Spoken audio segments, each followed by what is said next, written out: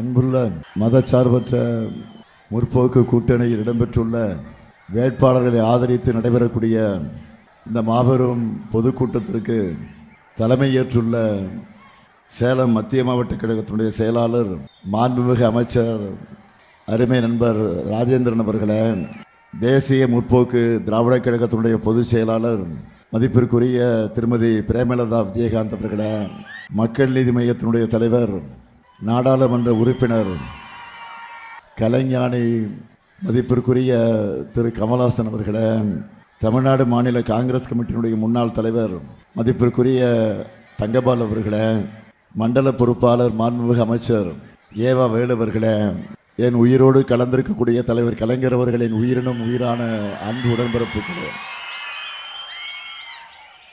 உங்கள் அனைவருக்கும் அன்பான வணக்கம். சேலம் மலைகளின் மாவட்டம் என சொல்லுவாங்க. இங்கே பார்த்தா மலைகளை மிஞ்சுகிற அளவுக்கு முழுக்க முழுக்க மகளிர் படை சூழ்ந்திருக்கு. மகளிர் ஒவ்வொருத்தரும் ஃபயராக இருக்கீங்க. சேலம்னு சொன்னால் அது ஸ்டீல் தான். அதே மாதிரி ஸ்டாலின் என்ற பெயருக்கு அர்த்தமும் ஸ்டீல் தான். ஸ்டீல் சிட்டிக்கு ஸ்டாலின் வந்திருக்கிறார். தமிழ்நாட்டினுடைய நெற்களஞ்சியமாக இருக்கக்கூடிய அந்த நெற்களஞ்சியத்திற்கு தண்ணீர் வழங்குகிற மேட்டூரான ஆங்கிலேயர்கள் சிவசப்பனமாக இருந்த மாவீரன் தீரன் சின்னமலை தூக்கிலிடப்பட்ட சங்ககிரிப்பேட்டை அமைஞ்சிருக்கக்கூடிய மண் இந்த சேலம் மண். அது மட்டுமா, குழு குழு காற்று வீசும் ஏற்காடு அமைஞ்சிருக்கக்கூடிய மாவட்டம். ஏற்காடு மாதிரியே சேலம் மக்களும் ரொம்ப கூலானவங்க. சேலத்தில் இன்னொரு முக்கியமான இடம் இருக்கு. முத்தமிழறிஞர் தலைவர் கலைஞர் அவர்கள், மக்கள் திலகம் எம்ஜிஆர் அவர்கள், அவர்கள் நட்புக்கு அடித்தளமாக இருந்த மாடர்ன் தியேட்டர்ஸ், அந்த காலத்திலேயே தென்னிந்திய சினிமாவினுடைய தலைநகரமாக இருந்தது இந்த சேலம். அந்த முக்கியத்துவம் இங்கே உரையாற்றிய என்னோட அன்பு சகோதரர் கலைஞானி கமல்ஹாசன் அவர்களுக்கு நன்றாக தெரியும்.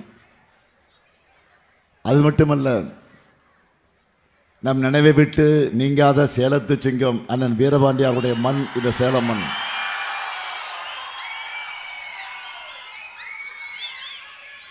சேலம் மாவட்டத்தில் உள்ள எல்லா தொகுதிகளிலையும் மதச்சார்பற்ற முற்போக்கு கூட்டணி வேட்பாளர்கள் வெற்றி பெற உங்கள் ஆதரவை கேட்க நான் வந்திருக்கிறேன். முதல்ல உங்கள் அனுமதியோட நம்ம வேட்பாளர்களை இப்போ நான் அறிமுகம் செய்யலாமா?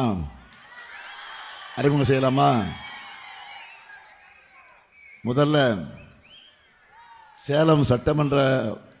சேலம் வடக்கு சட்டமன்ற தொகுதி நமது வெல்லும் வேட்பாளர் மாவட்ட செயலாளர் அமைச்சர் ராஜேந்திரன்.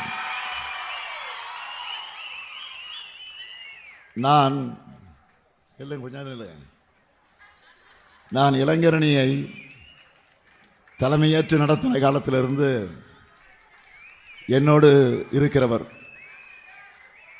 சுற்றுலாத்துறையில் பல்வேறு திட்டங்களை கொண்டு வந்தவர். அவருக்கு நீங்கள்லாம் உதயசூரியன் சின்னத்தில் வாக்கினை வழங்கிட வேண்டும். அடுத்து சேலம் மேற்கு சட்டமன்ற தொகுதி நமது வெல்லும் வேட்பாளர் தேமுதிகவை சார்ந்த தேமுதிகவை சார்ந்த ஆர் மோகன்ராஜ் அவர்கள். நினைவில் வாழக்கூடிய என்னுடைய ஆறுயிர் சகோதரர் கேப்டன் விஜயகாந்த், அன்பு சகோதரி பிரேமலதா விஜயகாந்த் அவருடைய ஆதரவு பெற்ற வேட்பாளர். தமிழ்நாடு சட்டமன்றத்தினுடைய எதிர்க்கட்சி துணைத் தலைவராக பணியாற்றியவர். அவருக்கு நீங்களெல்லாம் முரசு சின்னத்தில் வாக்குகளை அளிக்கணும். அடுத்து சேலம் தெற்கு சட்டமன்ற தொகுதி நமது வெல்லும் வேட்பாளர் எம் லோகநாதன் அவர்கள். சேலம் மாவட்ட நெசவாளர் அணியினுடைய அமைப்பாளர். தொகுதி மக்களுக்கு நன்கு அறிமுகமானவர். அவருக்கு உதயசூரியன் சின்னத்தில் நீங்கள் ஆதரவு தந்திட வேண்டும். அடுத்து கெங்கவள்ளி சட்டமன்ற தொகுதி நமது வெல்லும் வேட்பாளர் கு. சின்னதுரை, சேலம் கிழக்கு மாவட்ட துணை செயலாளர். தலைவாச சட்டமன்ற உறுப்பினராக இருந்தப்போ கெங்கவள்ளிக்கு பல்வேறு நலத்திட்டங்களை கொண்டு வந்தவர். அவருக்கு நீங்கள் உதயசூரியன் சின்னத்தில் ஆதரவு தந்திட வேண்டும். அடுத்து ஆத்தூர் சட்டமன்ற தொகுதி நமது வெல்லும் வேட்பாளர் காங்கிரஸ் கட்சியை சார்ந்த எஸ்கே அர்த்தனாரி, சுதந்திர போராட்ட தியாகி சுப்பிரமணிய அவர்களுடைய அன்பு பேரன், மாநில இளைஞர் காங்கிரசினுடைய பொதுச் செயலாளர். அவருக்கு கை சின்னத்தில் உங்கள் ஆதரவை தந்திட வேண்டும். அடுத்து ஏற்காடு சட்டமன்ற தொகுதி நமது வெல்லும் வேட்பாளர் TM ரேவதி மாதேஸ்வரன், ஆசிரியர், சேலம் கிழக்கு மாவட்ட மகளிரினுடைய துணை செயலாளர். அவருக்கு உதயசூரியன் சின்னத்தில் வாக்கினை வழங்கிட வேண்டும். அடுத்து மேட்டூர் சட்டமன்ற தொகுதி நமது வெல்லும் வேட்பாளர் மிதுன் சக்கரவர்த்தி, கொளத்தூர் ஒன்றிய திமுக செயலாளர். உச்சநீதிமன்றம் வரை சென்று போராடி பாலமலைக்கு தார் சாலை அமைக்க ஆணை பெற்று வந்தவர். அவருக்கு நீங்கள் எல்லாம் உதயசூரியன் சின்னத்தில் ஆதரவு தந்திட வேண்டும். அடுத்து சங்ககிரி சட்டமன்ற தொகுதி நமது வெல்லும் வேட்பாளர் மு. மணிகண்டன், சேலம் மேற்கு மாவட்ட இளைஞர் அணியின் அமைப்பாளர். தம்பி மணிகண்டனுக்கு உதயசூரியன் சின்னத்தில் ஆதரவு தந்திட வேண்டும். அடுத்து வீரபாண்டி சட்டமன்ற தொகுதி நமது வெல்லும் வேட்பாளர் டாக்டர் AK தருண் அவர்கள், சேலத்து சிங்கம் அண்ணன் வீரபாண்டியார் குடும்பத்தை சார்ந்தவர். என் அருமை தோழன் மறைந்த செழியனுடைய மருமகன், திமுக ITV மாநிலத்துடைய துணை செயலாளர். அவருக்கு உதயசூரியன் சின்னத்தில் ஆதரவு தந்திட வேண்டும். அடுத்து எடப்பாடி சட்டமன்ற தொகுதி நமது வெல்லும் வேட்பாளர் சி. காசி, கழக தொழிலாளர் அணியினுடைய துணை செயலாளர், ஜலகமண்டலம் பேரூராட்சியை 3 முறை தலைவராக இருந்தவர். அவருக்கு எடப்பாடி மக்கள் உதயசூரியனுக்கு ஆதரவு தந்திட வேண்டும். அடுத்து ஓமலூர் சட்டமன்ற தொகுதி நமது வெல்லும் வேட்பாளர் தேமுதிகவை சார்ந்த AR இளங்கோவன், என்னுடைய ஆரோக்கிய சகோதரர் கேப்டன் விஜயகாந்தனுடைய தீவிர விசுவாசி. தேமுதிகவில் பல்வேறு பொறுப்புகளை வகித்தவர். அவருக்கு முரசு சின்னத்தில் வாக்கினை வழங்கிட வேண்டும். இந்த 11 பேருடைய வெற்றி உறுதியா? இன்னும் சத்தமா சொல்லுங்க. நன்றி. வேட்பாளர்கள் இப்போ உட்காரலாம். பெண்களே சொல்லிட்டாங்க, இனி எந்த சக்தியாலும் உங்க வெற்றியை தடுக்க முடியாது. உட்காருங்க. சீட்டு கன்ஃபார்ம் ஆயிடுச்சு. தலைவர் கலைஞர் தலைமையில் திராவிட முன்னேற்ற கழகம் ஆட்சி பொறுப்பு இருந்தப்போ உருவானது தான் சேலம் உருக்காலை. சேலம் ரயில்வே கோட்டம், பெரியார் பல்கலைக்கழகம் என பெரிய சாதனைகள் சேலம் மாவட்டத்திற்கு வந்திருக்கு. அந்த வழியில் கடந்த 5 ஆண்டுகளில் நம்ம திராவிட மாடல் அரசு சேலத்துக்காக செஞ்ச சிலவற்றை மட்டும் ரொம்ப சுருக்கமாக நான் சொல்கிறேன், நேரம் ஆயிடுச்சு.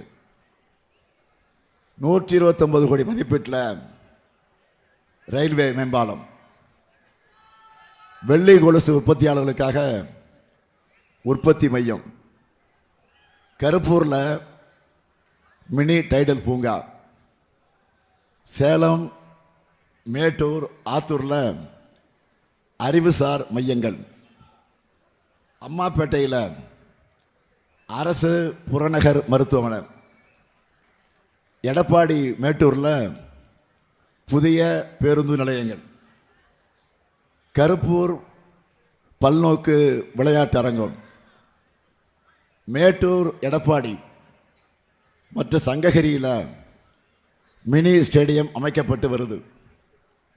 இன்னும் நிறைய இருக்கு, சொல்ல நேரம்தான் இல்லை. இங்கே இத்தனை பெண்கள் வந்திருக்கிறீங்க. நீங்கள் எல்லாருமே விடியல் பேருந்தில் பயணிச்சிருப்பீங்க. பயணிச்சிருக்கீங்களா? ஆட்சிக்கு வந்த முதல் நாள் நான் போட்ட முதல் கையெழுத்து இந்த திட்டத்துக்கு தான். எவ்வளவோ திட்டங்கள் இருந்தாலும் முதல் திட்டமாக இதை ஏன் செலக்ட் பண்ண தெரியுமா? திராவிட மாடல் ஆட்சியே மகளிருக்கான ஆட்சியாக இருக்க போகுது என்கிற என்னுடைய மெசேஜ் எல்லா பெண்களுக்கும் போய் சேரணும்னு நினச்சேன். நான் போடுற முதல் கையெழுத்திலேயே ஸ்டாலின் ஆட்சியில் விடியல் வந்துச்சு அப்படின்னு சொல்கிற மெசேஜ் சென்னை சிட்டியிலிருந்து சின்ன கிராமம் வரை போய் சேரணும்னு தான் அந்த முடிவை எடுத்தேன். தமிழ்நாட்டு பெண்களுக்காக குடும்பத்தில் ஒருத்தன் இருப்பேன்னு நான் கொடுத்த பவர்ஃபுல் சிக்னல் அதான். இன்னைக்கு 900 கோடி முறை விடியல் பேருந்துகளில் பெண்கள் பயணிச்சிருக்காங்க. இந்த திட்டத்தை பற்றி சர்வே எடுக்க சொன்னேன். அதோட ரிசல்ட்டை பார்த்து நான் அடைஞ்ச மகிழ்ச்சிக்கு அளவே இல்லை. மாதம் 800 ரூபாயிலிருந்து 900 ரூபாய் வரை பெண்களுக்கு இதனால் காசு மிச்சமாகுதுன்னு அந்த ரிசல்ட்டில் சொல்லியிருந்தாங்க. அது எதிர்பார்த்தது தான். ஆனால் நான் எதிர்பார்க்காத இன்னொன்று அந்த சர்வேயில் தெரிய வந்துச்சு. இப்படி மிச்சமாகக்கூடிய அந்த பணத்தில் பெண்கள் தாங்கள் விரும்பிய உணவை வாங்கி சாப்பிட்றதா சொல்லியிருக்காங்க. அதை பார்த்து அவ்வளோ மகிழ்ச்சி. வீட்டில் இருக்கக்கூடிய நம்ம பெண்கள் எப்போவுமே தான் சாப்பிடாவிட்டாலும் மற்றவங்க சாப்பிட்டா போதுன்னு நினைப்பாங்க. அப்படி தானேம்மா? ஞாயிற்றுக்கிழமை கூட கறி வாங்கினா கூட கணவர் பிள்ளைகள் சாப்பிடட்டும் அப்படி தான் நினைப்பீங்க. யதார்த்தத்தை சொல்கிறேன். ஆனால் அப்படி இருக்காதீங்க. நீங்களும் நல்லா சாப்பிட்டு ஸ்ட்ராங்காக இருக்கணும். பெண்களான நீங்கள் ஸ்ட்ராங்காக இருந்தால் தான் நம்ம தமிழ்நாடு ஸ்ட்ராங்காக இருக்கும். அது மட்டும் இல்லை, பெண்கள் பேருந்தில் பயணிக்கிறது இந்த திட்டத்தால் அதிகரிச்சிருக்கு. புள்ளி விவரத்தோடு சொல்லணும்னா, விடியல் பயணம் திட்டம் வந்த பிறகு பேருந்தில் பயணிக்கிறது, பெண்கள் பயணிக்கிறது 40 விழுக்காட்டிலிருந்து 70 விழுக்காடாக உயர்ந்திருக்கு. நினைச்ச இடத்துக்கு யாரையும் எதிர்பார்க்காம என் சகோதரிகள் பயணிக்கிறாங்க. அதிகாரிகள் கூடுதல் செலவினம் என சொன்னாங்க. நான் சொன்னேன், இது செலவினம் இல்லை. நமக்கு பிடிச்சவங்களுக்கு நாம் பண்ணுற எதையும் செலவாக சுமையாக கருதக்கூடாது. நம்ம சகோதரிகள், நம்ம மகள்கள் சுதந்திரமாக பயணிக்கணும், நல்லா படிக்கணும், வேலைகளுக்கு போகணும், கை நிறைய சம்பாதிக்கணும். அதுக்கு நாம் செய்கிற முதலீடு இது. இதுக்காக எத்தனை 1000 கோடி ஆனாலும் பரவாயில்லை என்று நான் சொல்லிட்டேன். அடுத்து அமையவிருக்கும் ஆட்சியில் இன்னும் கூடுதலாக பேருந்துகளை வாங்குவதற்கு நாம் திட்டமிட்டு அதை விரிவுபடுத்த போகிறோம். அடுத்து முக்கியமான திட்டம் கலைஞர் மகளிர் உரிமை திட்டம். 2021 நாம் பெற்ற மாபெரும் வெற்றிக்கு அடித்தளமாக அமைஞ்சது இந்த திட்டம். ஆகவே இந்த திட்டத்தை பற்றி நான் அதிகம் உங்களுக்கு சொல்ல வேண்டிய அவசியம் இல்லை. இதை நிறைவேற்ற முடியாதுன்னு நிறைய பேர் சொன்னாங்க, சவால் விட்டாங்க.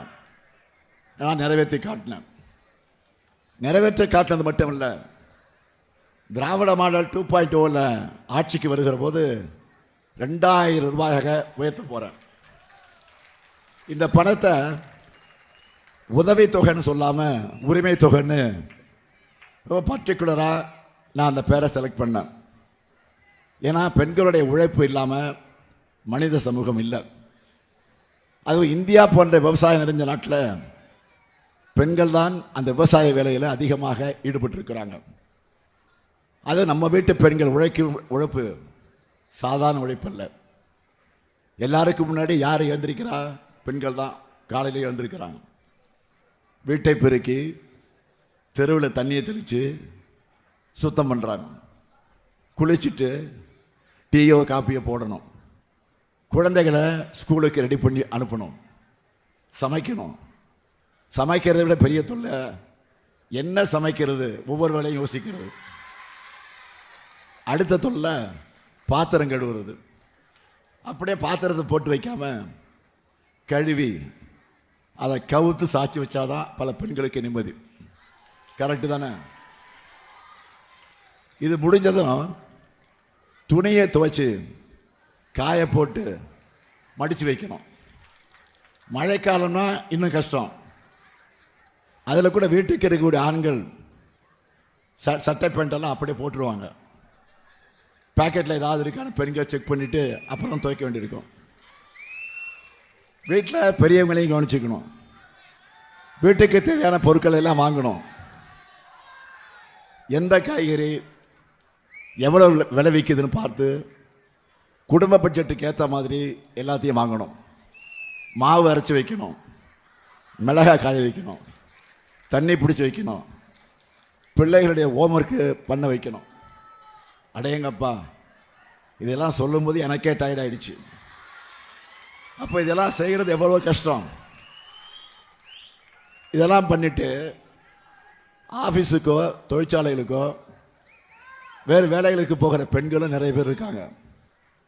சமூகத்தில் கூலி தொழிலாளராக இருந்தாலும், டீச்சராக இருந்தாலும், அரசு ஊழியரா ஐடி ஊழியரா இருந்தாலும், நான் இப்போ சொன்ன வீட்டு வேலைகள்லாம் இருந்து பெண்களுக்கு ரெஸ்ட் இருக்காது.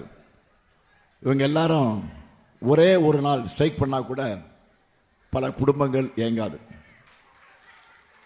எந்த ஆணானாலும் நிம்மதியாக தன்னுடைய வேலையை செய்ய முடியாது. ஆனால் உங்கள் ஒய்ஃப் என்ன பண்ணுறான்னு கேட்டால் பல பேர் ரொம்ப சாதாரணமாக சொல்லிடுவாங்க, வீட்டில் சும்மா தான் இருக்காங்க அப்படி சொல்லுவாங்க. இதை மாற்றணும். பெண்கள் இந்த சமூகத்துக்கும் குடும்பத்துக்கும் பண்ணுற பங்களிப்பை அங்கீகரிக்கணும் என்று நான் கொண்டு வரப்பட்டது தான் இந்த உரிமை தொகை என்பதை அழுத்த திருத்தமாக குறிப்பிடுகிறேன். 1000 2000 என்பதை கடந்து ரெஸ்ட் இல்லாமல் உழைக்கிற நம்ம பெண்களுக்கு இந்த அரசு தரக்கூடிய ரெஸ்பெக்ட் தான் உரிமை தொகை. முடியவே முடியாதுன்னு சொன்ன திட்டம் இந்த திட்டம். ஆனால் இன்னைக்கு 1,31,00,000 பெண்களுக்கு கிடைக்குது. அடுத்து அமையவிருக்கக்கூடிய 2.0 ஆட்சியில் 1000 ரூபாய் என்பது 2000 ரூபாயாக உயரப்போகுது. தேவைப்படக்கூடிய பயனாளர்கள் எண்ணிக்கை கண்டிப்பாக உயரும். இதே போல் மற்றொரு திட்டம், புரட்சி திட்டம், புதுமை பெண் திட்டம். பெண்கள் உயர்கல்வியில் சேர்றது, அதுவும் கிராமப்புற அரசு பள்ளி மாணவிகள் கல்லூரியில் சேர்வது குறைஞ்சிக்கிட்டே வந்துடுச்சு. படிப்புக்கு பணம் ஒரு தடையாக இருக்கக்கூடாதுன்னு உருவாக்கின திட்டம் தான் இந்த திட்டம். இந்த திட்டம் வந்த பிறகு பெண்கள் கல்லூரியில் சேருவது 34 விழுக்காடு அதிகரிச்சிருக்கிறதா ஆய்வு முடிவுகள் வந்திருக்கு. பல ஆண்டுகளுக்கு முன்னாடியே படிப்பை முடித்த பெண்கள் கூட இந்த திட்டத்தால் திரும்ப படிக்க வந்திருக்கிறாங்க. கல்வியில் சிறந்த தமிழ்நாடு. இதுபோல் திருமணத்துக்கு பிறகு திரும்ப படிக்க வந்த ஒரு பெண்ணுக்கு இந்த திட்டத்துடைய பயண உணர்ச்சி பொங்க பேசுனாங்க. மேக்ஸ் டீச்சர் ஆகணும் அப்படின்னு இதன் மூலமாக படித்து முன்னேறி இருக்கக்கூடிய இந்த பெண் பேசுனாங்க. நான் அன்பு மகளை அழைச்சி உச்சி முகந்து பாராட்டி உச்சந்தலையில் முத்தம் கொடுத்து என்னுடைய பேனாவை எடுத்து அன்பளிப்பாக கொடுத்தேன். அந்த காட்சி தமிழ்நாட்டு மக்கள் நெஞ்சத்தில் நீங்காமல் பதிச்சு. இதுதான் புதுமை திட்டத்தினுடைய வெற்றிக்கு சான்று. பெண்களுக்கு கணவனை விட கல்விதான் பெருந்துணை என காட்டியிருக்கக்கூடிய திட்டம்தான் புதுமை பெண் திட்டம். அடுத்து திராவிட மாடல் 2.0 ஆட்சியில் இனிமே மாதம் 2500 ரூபாயாக உயரப்போகுது. அடுத்து என் மனசுக்கு நெருக்கமான திட்டம் முதலமைச்சரின் காலை உணவு திட்டம். 19 லட்சம் குழந்தைகள் காலையில் சுவையான சத்தான உணவை வழங்கக்கூடிய திட்டம். 19 லட்சம் தாய்மார்கள் சமையல் குறைய அந்த சுமையை குறைக்கக்கூடிய திட்டமாக இது அமைந்திருக்கிறது. இதனால் காலையில் எழுந்து அரைக்க பிறகு எழுந்து சமைக்க தேவையில்லாமல் ஒரு அரை மணி நேரம் அவங்க கூடுதலாக தூங்குவதற்கு இந்த திட்டம் பயன்படுது இல்லையா? மனசாட்சி தொட்டு சொல்லுங்க, உண்மையா இல்லையா?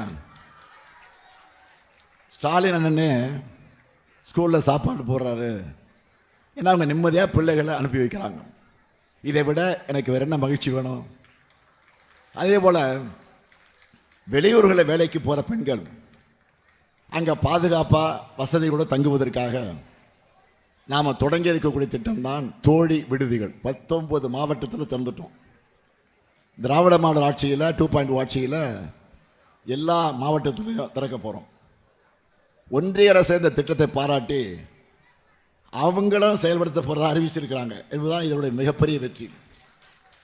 இதுபோக தமிழ்நாட்டில் எந்த கம்பெனி தொடங்கினாலும் தொழிற்சாலை தொடங்கினாலும் பெண்களுக்கு இதனால் எவ்வளோ வேலைவாய்ப்பு கிடைக்கும் என்று தான் நான் முதல்ல கேட்பேன். பெண்களுக்கு அதிக வேலைகளை கொடுத்தா அந்த கம்பெனிகளுக்கு அரசு சார்பில் கூடுதல் சலுகைகளை கொடுக்குறோம். இந்தியாவிலேயே முதல் மாநிலமாக பெண்களுக்கு சொத்துரிமை கொடுத்து பெரியார் அம்பேத்கர் கனவை நிறைவேற்றும் ஆட்சி தான் திமுக ஆட்சி. அதை செஞ்சவர் கலைஞர். அவர் வழியில் பெண்கள் பேரில் சொத்து பதிவு பண்ணால் அதுக்கு கட்டண சலுகை அறிவிச்சிருக்கிறோம். அது மட்டுமல்ல, இப்போ இந்தியா முழுக்க பேசு பொருளாக இருக்கக்கூடிய இன்னொரு திட்டம் 14 வயதுக்கு உட்பட்ட பெண் பிள்ளைகளுக்கு புற்றுநோய் தடுப்பூசி போடுகிற திட்டம். 28,000 ரூபாய் மதிப்புள்ள தடுப்பூசிகளை என் மகளுக்கு கட்டணம் இல்லாமல் வழங்கி செலுத்திட்டேன். இப்படி முழுக்க முழுக்க பெண்களுக்காகவே, பெண்களின் உரிமைகளுக்காக செயல்படுகிற நம்முடைய அரசு. நான் உறுதியாக சொல்கிறேன், இந்த முத்துவேல் கருணாநிதி ஸ்டாலின் ஆட்சி எப்போவுமே பெண்களின் நலனுக்காக ஆட்சி. நம்மை பார்த்து பெண்களுக்கான இடஒதுக்கீடு வர்ற நேரத்தில் ஏதோ சதி பண்ணுறாங்க, திமுகவுக்கு இது பிடிக்கல என பழனிசாமி பேசியிருக்கிறார். 33% இடஒதுக்கீடு என்றால் என்ன என்று பழனிசாமிக்கு தெரியும் முன்பே உள்ளாட்சிகளில் அதை செயல்படுத்தினவர் தான் நம்முடைய தலைவர் கலைஞர். இதை அப்போவே 50 விழுக்காடாக நடைமுறைப்படுத்தியவன் தான் உங்கள் முன்னால் நிற்கிற இந்த ஸ்டாலின். சட்டமன்ற நாடாளுமன்றத்தில் பெண்களுக்கு 33 விழுக்காடு வேணும்னு பல ஆண்டு காலமாக திமுக போராடிட்டு இருக்கு. பாஜக நினச்சா அதை எப்போவோ கொண்டு வந்திருக்கலாம். நாங்களும் அதைத்தான் கேட்குறோம். ஆனால் தேவையே இல்லாமல் சென்சஸ், தொகுதி மறுவரை என சம்பந்தம் இல்லாத விஷயங்களோடு அதை முடிச்சு போட்டு அது நிறைவேறக்கூடாதுன்னு பாஜக நினைக்கிறது. அவங்களும் பெண்கள் இடஒதுக்கீட்டுக்கு எதிரானவங்க என்று பழனிசாமி சொல்ல போகிறாரா? மிஸ்டர் பழனிசாமி, முதல்ல புரிஞ்சுக்குங்க, இந்த பிரச்சனை பெண்கள் இடஒதுக்கீடு அல்ல, அதை எல்லோரும் வரவேற்கிறோம். தொகுதி மறுவரையை தான் இங்கே பிரச்சனை. தமிழ்நாடே கொதிச்சு போயிருக்கு. நாளைக்கு எல்லார் வீட்லையும் கருப்பு ஏற்ற போகிறோம். பெண்கள் நீங்கள்லாம் பாஜகவின் அலங்கோல சட்டத்துக்கு காலையில் வீட்டு வாசலில் கோலம் மூலமாக எதிர்ப்பு தெரிவிக்க போகிறீங்களா இல்லையா? இது அரசியல் வேறுபாடுகளுக்கு இடமே இல்லை. மொத்த தமிழ்நாட்டையும் ஆபத்து சூழ்ந்திருக்கு. எடப்பாடி அவர்களே, கடைசி வரை கோழையா அடிமையாக இருந்தால் தமிழ்நாட்டின் களங்கமாகத்தான் வரலாற்றில் நீங்கள் நினைவு கூறப்படுவீங்க. இது வரலாறு உங்களுக்கு கொடுத்திருக்க கடைசி வாய்ப்பு. ஒரே ஒரு முறையாவது பாஜகவை தைரியமாக எதிர்த்து பேசுங்க. உறுதியான எஃகு பெயர் பெற்ற ஊர் இந்த சேலம். இப்படிப்பட்ட பெருமைமிகு ஊரில் பிறந்துட்டு ஏன் டெல்லிக்கு முதுகு வளைஞ்சிருக்கீங்க? வெக்கமா இல்லையா? பக்கத்தில் இருக்கக்கூடிய கேரளா, தெலுங்கானா, கர்நாடகா போன்ற மாநிலங்கள் கூட அவங்க உரிமைகளுக்காக குரல் கொடுக்குறாங்க. கட்சி வேறுபாடுகளை மறந்து ஒரே குரலில் பேசுகிறாங்க. நீங்கள் தமிழ் தானா? தமிழனாக இருந்துட்டு தமிழ்நாட்டுக்கு இப்படி துரோகம் செய்யலாமா? உங்கள் துரோகங்களுக்கு தண்டனை மே 4 அன்று கிடைக்கத்தான் போகுது. ஒட்டுமொத்த பெண்களின் ஆதரவோட திமுக மீண்டும் ஆட்சி அமைக்கத்தான் போகுது. அதுக்கான ஒத்திகை தான் நான் வெளியிட்டு இருக்கக்கூடிய தேர்தல் அறிக்கை. இந்த தேர்தலின் சூப்பர் ஸ்டார் இதுதான். இப்போ நம்ம சூப்பர் ஸ்டாரோட சூப்பர் ஹிட் அறிவிப்புகள் சொல்லவா? முதல்ல இல்லத்தரசி திட்டம். இந்த ஒரே அறிவிப்பிலேயே நம்முடைய எதிரிகளெல்லாம் க்ளோஸ் ஆகிட்டாங்க. 8000 ரூபாய்க்கு நான் தரப்போகிற இந்த கூப்பனை வச்சு உங்களுக்கு தேவையான வீட்டு உபயோகப் பொருட்களை நீங்கள் வாங்கிக்கலாம். அதில் லிஸ்ட்டு போட்டிருக்கிறோம். Washing machine, fridge, TV, grinder, mixie, microwave அவன், இண்டக்ஷன் ஸ்டவ். இதில் எதை வேண்டுமானாலும் இப்போவே பெண்கள் எல்லாம் டிஸ்கஸ் பண்ண ஆரம்பிச்சிட்டாங்க. இன்னொன்று சொல்கிறேன், நீங்கள் வீட்டுக்காரெலாம் கேட்காதீங்க. கொஞ்சம் குழப்பி விட்டுருவாங்க, கன்ஃபியூஸ் பண்ணி விட்டுருவாங்க, ஏதாவது பிரச்சனை பண்ணிவிடுவாங்க. ஏதாவது பிரச்சனைனா நீங்கள் சொல்லுங்கள், அண்ணன்ட்ட சொல்லுவேன், என்கிட்ட சொல்லுவேன், நான் பார்த்துக்குறேன். இது முழுக்க உங்களுக்காக கொண்டு வந்திருக்கக்கூடிய திட்டம். நீங்கள் தான், பெண்கள் தான் டிசைட் பண்ணணும். பெண்களின் வீட்டு வேலையை சுமையை குறைக்கணும் என்பதற்காக நான் அறிவிச்சிருக்கக்கூடிய திட்டம். இப்போவே பெண்களெல்லாம் கணக்கு போட ஆரம்பிச்சிட்டீங்க. என்ன கணக்கு? பொங்கலுக்கு முன்னாடி சொல்லிட்டு 3000, பிப்ரவரியில் சொல்லாமலேயே 5000, ஆக மொத்தம் 8000. அடுத்த இல்லத்தரசி கூப்பனில் ஸ்டாலின் 8000 கொடுக்குறாரு. ஆக மொத்தம் 8+8 உதயசூரனுக்கு தாங்கள் ஓட்டு என முடிவெடுத்துட்டாங்க. இது மட்டும் இல்லை, பெண்கள் வேலைக்கு செல்வதை எளிதாக்க 1000 குழந்தைகள் காப்பகங்களை உருவாக்க போகிறோம். மகளிர் சுய உதவி குழுக்கள், அதை பற்றியெல்லாம் இங்கே எல்லாம் பேசுகிறாங்க. ஆக இப்படி மகளிருடைய திட்டங்கள் பெருமளவுக்கு இன்றைக்கு தேர்தல் அறிக்கையில் தெளிவாக எடுத்து சொல்லப்பட்டிருக்கிறது.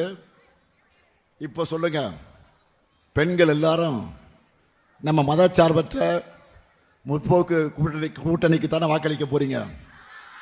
சத்தமா எடப்பாடி வரை கேட்கணும். கடந்த சட்டமன்ற தேர்தலில் சேலத்தில் நான் எதிர்பார்த்த வெற்றியை பெற முடியல. அதில் மறைக்க எதுவும் கிடையாது. அதுக்காக ஒன்றிய பாஜக அரசு போல திராவிட மாடல் அரசு சேலத்தை புறக்கணிக்கலை, திட்டங்களை வாரி தந்தோம். அதனால் 2024 நாடாளுமன்ற தேர்தலில் மிகப்பெரிய வெற்றியை சேலம் மக்களான நீங்கள் வழங்கினீங்க. அது 2026 தொடரணும். அதுக்கு இந்த மேடையில் இருக்கக்கூடிய 11 வேட்பாளர்களுக்கும் அவரவருக்குரிய சின்னத்தில் நீங்கள் வாக்களிக்கணும். தமிழ்நாடா டெல்லியா என்ற ஜனநாயக போரில் தமிழ்நாடு அணிதான் வெல்லணும். தமிழ்நாட்டை காக்க கழகம்தான் மீண்டும் ஆட்சி அமைக்கணும். நாடு நலம் பெற, நல்லாட்சி தொடர்ந்திட ஆதரிப்பீர் மதச்சார்பற்ற முற்போக்கு கூட்டணி வேட்பாளர்களை. தமிழ்நாடு போராடும், தமிழ்நாடு வெல்லும். வெல்வோம் ஒன்றாக. நன்றி, வணக்கம்.